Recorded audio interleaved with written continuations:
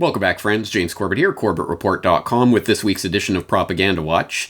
And this week on the Deep program, I want to pick up on a thought that I broached yesterday in Questions for Corbett about how Japan is reacting to this crisis, namely the observation that this crisis that we are being steeped in right now is fundamentally a question of perception management. Now, to some extent, perception management is a term that itself could be a synonym for propaganda. That is what all propaganda aims at, is to manage the perception of a topic in the minds of the public. But I really want to double underline, bold, 80-point font, put several exclamation marks around this term, perception management, because that is the base of the propaganda that we're seeing spewing out right now regarding the ongoing crisis. And in order to demonstrate that, I just want to put you back in your mindset of just a few weeks ago, when you had heard precisely 0% of the population ever having heard of, let alone actively using, the epidemiological terminology that we've all been exposed to lately, like flattening the curve and social distancing. Go back to that mindset where literally no one you've ever has heard of or thought about this issue or used those terms.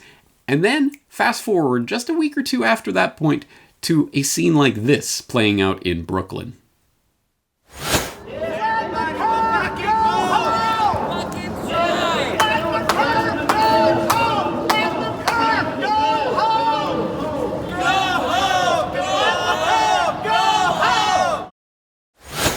Now, at first glance, you might be tempted to say, okay, well, so what? People have been hearing about flattening the curve and social distancing because this is part of this pandemic crisis that we're dealing with, and they're trying to encourage other people to go home. But no, wait, don't just dismiss that. Think about what just happened. You, wherever you are, have just watched a video about some guy in Brooklyn screaming about flatten the curve, go home. How did that video come to you? How did you get that video? I don't mean how does the internet work, but I mean it in this sense. I'm a guy here sitting in Japan where, as I showed you yesterday, there is not this sense of crisis, although it looks like the Olympics will be postponed.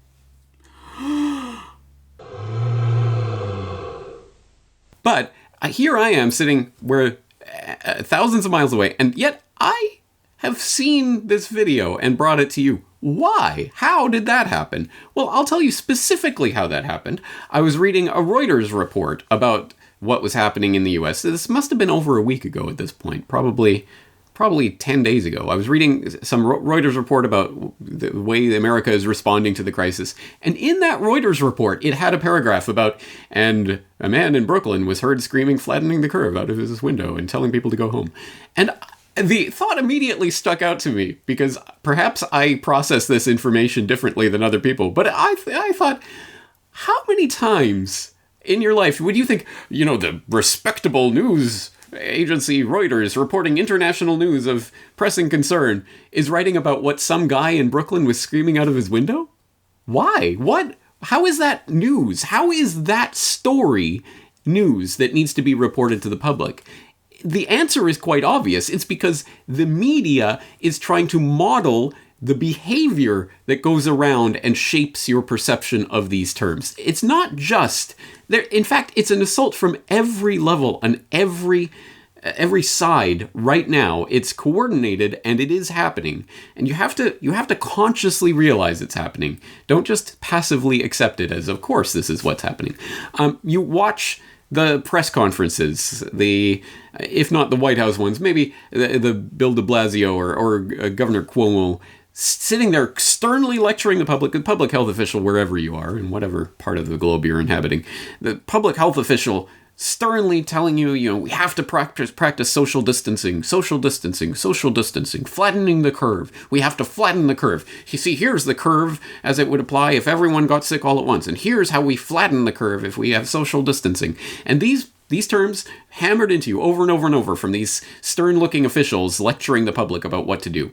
And these officials, if you actually watch these press conferences, They really are talking to you like children. And I say that with professional experience because, as you may or may not know, I used to be an English teacher, literally teaching elementary and junior high school children. And I can tell you that is how most teachers talk to their children. Talking down to them, making sure that they understand, okay, this is flatten the curve, and this is what it is, and this is what it looks like, and this is how you use it. Flatten the curve, and just repeat it over and over to drill it into the children's heads. This is exactly how the health authorities are lecturing the public right now. Then, okay, let's say that spontaneously manifests in some guy yelling out his window, go home, flatten the curve, which gets recorded, put up on Twitter, then reported as a news event in media all around the world, including in Reuters. I couldn't find that Reuters story again after having read it over a week ago, but I did find this on NBC New York. New Yorkers do their part to help flatten the curve by yelling out their windows. Again, they have made a literal news story out of this single isolated event of someone yelling out their window. If I go out and yell out my window, 9/11 was an inside job, do you think that is going to be reported internationally as a major news story? Of course not. At the very best, it's, some crazy guy was calling us and everyone called the cops, yay, something like that. But of course not. It is because the media is trying to model, specifically showing you how you are supposed to use this terminology, what it is for, and ultimately what this is for revolves around another term that is being quietly embedded in the public consciousness: quarantine shaming. U.S. navigates radical new social norms, by Jillian Flackus for the Associated Press, March 19th, 2020. The chairman of Arizona's Asian Chamber of Commerce didn't see much downside to attending a small dinner at a local restaurant to bolster the business and bring together other leaders to discuss how to help Asian American eateries devastated by the coronavirus. That was, at least, until he posted about it on Instagram. The feedback was swift from people who were appalled that Ryan Winkle would promote a gathering, even a small one, as COVID-19 raged and entire cities were urged to self-isolate. I started getting some messages saying, hey, why are you trying to spread the virus? I was like, it's a small event, and everyone had washed their hands, and they had sanitizer on the tables, Winkle said of the dinner held Saturday in Mesa, Arizona. My thinking is always about the economics. Imagine when all these businesses shut down. That's a whole different problem. Quarantine shaming, calling out those not abiding by social distancing rules, is part of a new and startling reality for Americans who must navigate a world of rapidly evolving social norms in the age of COVID-19. As schools close and shelter-in-place orders sweep across the U.S., the divide between those who are stringently practicing self-isolation and those who are still trying to go about some semblance of a normal life has never been more clear. Complicating matters, what was socially acceptable even 48 hours ago may now be taboo, as government officials race to contain the virus with ever-expanding circles of social isolation. The time matrix seems to be shifting.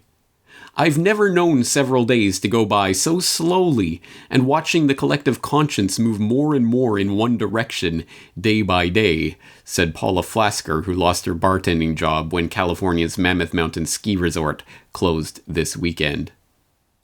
As you may have noticed, there are not just words and phrases. This isn't just air coming out of people's mouth holes. These are entire cultural perceptions that bring with them social norms that you have to abide by, or you will be shamed. And of course, shaming, oh, okay, well, whatever, sticks and stones. No, this is going to have real consequences on your life going forward. This is just the indoctrination phase of this type of rhetoric. At first, they just start lecturing you about, oh, you have to abide by proper social distancing. Good citizens will abide by these rules that we're putting into place right now. And, it's all voluntary. You can do whatever you want, but you should stay home and you should flatten the curve and you should do social distancing. And they're explaining to you exactly what this means and how to do it properly. And then the media is taking that and modeling it for you by making international news stories out of people yelling out their windows, or people trying to shame a member of the Chamber of Commerce for having a meal, or showing you again what this means and what the social consequences are going to be if you don't follow these, because they're steeping you in gradually and leading you along, again, exactly as you would teach children about a new concept. And where is this ultimately leading? Of course, it's always been about the Governor Cuomo saying, look, we're not joking around. It's voluntary right now, but if you guys don't act properly, we're going to have to come in. It's getting the public on board with the idea, getting everyone shaming each other so that there's this social enforcement that's coming from the lower levels, so that when they bring in the police and or the National Guard and or the army and whatever else, then we had to do it. We gave people freedom and they abused it. They didn't do what we said in the way we told them to. This is part of an indoctrination process that's going on right now, which might have sounded crazy, say, 12 hours ago. Until you get stories like this one from Canada, where, of course, the exact same social distancing propaganda has been spewed in the public faces for a couple of weeks. And now, what is the inevitable result of this? Latest from the Globe and Mail. Federal, local governments consider fines, prison to enforce social distancing. The federal government will use tough enforcement measures, which include the threat of prison and massive fines if Canadians don't take self-isolation and self-distancing seriously, Federal Health Minister Patty Hajdu says. We will use every measure in our toolbox at the federal level to ensure compliance, she told a news conference on Sunday. For me, should we see a reluctance on behalf of the country to pull together, that would be a time when we would require additional measures. And as always, this is how liberty dies, with thunderous applause. Yay! Flatten the curve! Social distancing! Woo! Get those quarantine evaders! This is how it's going to go, because you are being indoctrinated into the belief that this social distancing is somehow enforceable, let alone enforcement worthy. This is a process, and it is playing out right now, and it is surrounding these terms which are being injected into the public mind right now, full scale, full force. I often deal with subjects in Propaganda Watch where there's the degree of detachment and we can see the propaganda, and it's often once you take a step back and look at it, it's quite obvious. But in this case, I know a lot of people in this audience even will still think, oh, this is perfectly, yeah, of course. I mean, it's a pandemic situation, so of course people are going to be interested in this, and yeah, they should be enforcing this. But I want you to fully recognize the fact that you are being steeped into this. They are showing you exactly how you are supposed to act and react around these issues, so that when the enforcement happens, most of the enforcement will happen at the lowest level of the power pyramid. It will be people enforcing it on each other. It'll be the crabs pulling the other crabs back into the bucket because you were breaking the rules that the teacher told, the governor, God, whatever, told us from on high. This, of course, is just under the broader umbrella of what's happening right now, which is the new normal. You may have noticed that they are promoting a new normal right now, and this is one aspect of it. Quarantine, shaming, social distancing, flattening the curve is introducing us to the lexicon of the new normal. And then, of course, there are actions and reactions that are associated with that if you want to be a good citizen and not shamed, let alone fined or thrown in prison, then you better abide by these new rules. And this is something that's been picked up on, obviously, by other researchers. I'll throw a link in the show notes to a very good and thorough new video from Derek Brose of the Conscious Resistance about the new normal. I'll throw a link into a Off Guardian article that went up recently where they were talking about the new normal appearing 3 times in 3 separate op-eds in one single day in The Guardian. They had 3 separate op-eds all about the new normal. And I will, of course, refer people to this MIT Technology Review article that you may have seen by now. We're not going back to normal. Social distancing is here to stay for much more than a few weeks. It will upend our way of life, in some ways, forever. To stop coronavirus, we will need to radically change almost everything we do. How we work, exercise, socialize, shop, manage our health, educate our kids, take care of family members. We all want things to go back to normal quickly, but what most of us have probably not yet realized, yet will soon, is that things won't go back to normal after a few weeks or even a few months. Some things never will. And then it goes on to explain about flattening the curve and social distancing and these new normal rules that you're all going to have to follow, and that this will never, ever go away. Because as I observed, for example, in Medical Martial Law 2020, once these new ideas and new rules and new abrogations of what we used to think of as liberty are upended and taken back, clawed back, they will never be taken away from the authoritarians. The genie never goes back in the lamp. The toothpaste never goes back in the tube. Once it's out, it's out. And they are squeezing it out with all their might right now, and the public is going along with it.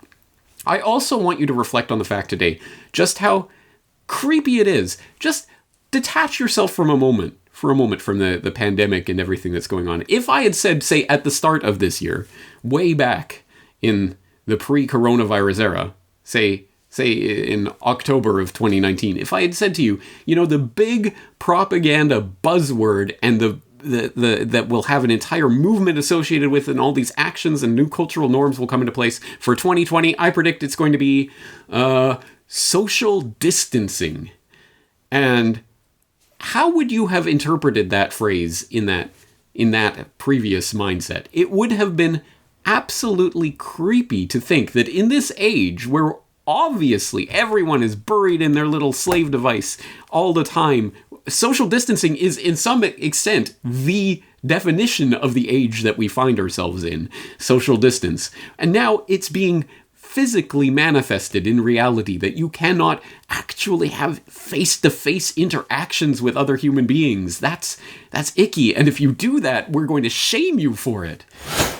There's a coordinated effort by the World Health Organization and others to change the term, to social distance themselves from the term social distancing and to call it physical distancing instead, because they do not want to send the message that we are distancing ourselves from our social relationships, because we are #alone together. And as Trevor Noah on The Daily Show said, and this is a theme I'm hearing everywhere, distant socially, but connect digitally. So the physical distancing is a playoff on that. We aren't really separated because we are all part of the Borg, and we're all assimilated into this digital network that's being pushed, and they want us to get used to that. Just think about this, because I tell you, there is going to be a time after this pandemic crisis subsides, but these ideas that are being implanted in the public consciousness will continue on and will continue to be enforced, not necessarily at the point of a gun, but by all the people around you who are taking this propaganda at face value. So lots of different things to reflect on today, and I want to make them conscious, because again, think of how a story about a man yelling out his window becomes international news that someone in Japan picks up on. How? Why? It is because this is being done for a very specific purpose, to model specific behaviors for you. And even if you agree with everything that's being said, and even if you think that this is all for noble causes and everyone's doing it on the up and up and it's all just about trying to save lives, that's all this is about, even if that is the case, it should at least give you pause for thought just how easily and quickly entire, not just ideas, but social norms can be embedded in the public consciousness in this age of 24/7 online instantaneous communication and media. It's powerful to watch. It is fascinating, and I don't take delight in it, but it really is the most crystal clear instantiation of everything I've been talking about on Propaganda Watch for the past year and a half, and on the Corporate Report for the past 13 years. It is happening right now, and it is stunning to watch. So, that being said, I literally could do a Propaganda Watch episode every single day of the week here on out, and still not cover 1/10 of the propaganda that I'm seeing all the time. It's absolutely insane what's happening right now, but I will do my level best to do what I can, and maybe it won't be every single day. But I hope you'll be along for the ride with me, and please, in the show notes, in the comments, I don't know if people have been watching the CorbettReport.com comment section, but it truly is an amazing community. Literally people from all around the world. We're getting people checking in from Denmark, from India, from Spain, from Brazil, from France, all over the world, all sharing their own perspective and what's going on in their own backyards. And it's some incredible stuff. So I would very much be interested to hear from other people in different parts of the globe, especially people in non-English speaking countries, the way that social distancing is being introduced into your backyard. What does this look like or sound like to you in your own native tongue, and how are people reacting to it? How have you seen the crabs pulling the other crabs back into the bucket? I think it is important to, again, make this all explicit and on the record and see it for what it is. Because if we just accept stories like this that get put into our heads, we think of it as normal. We normalize it. Anyway, that's going to do it for today. Again, I have so much to say about so many aspects of what's going on. But as always, the links to the things that I've been talking about will be in the show notes. And I hope you will take advantage of those and start consciously making this subject something that you're looking at as it's happening. That's going to do it for today. I'm looking forward to talking to you again in the very near future. James Corbett, CorbettReport.com.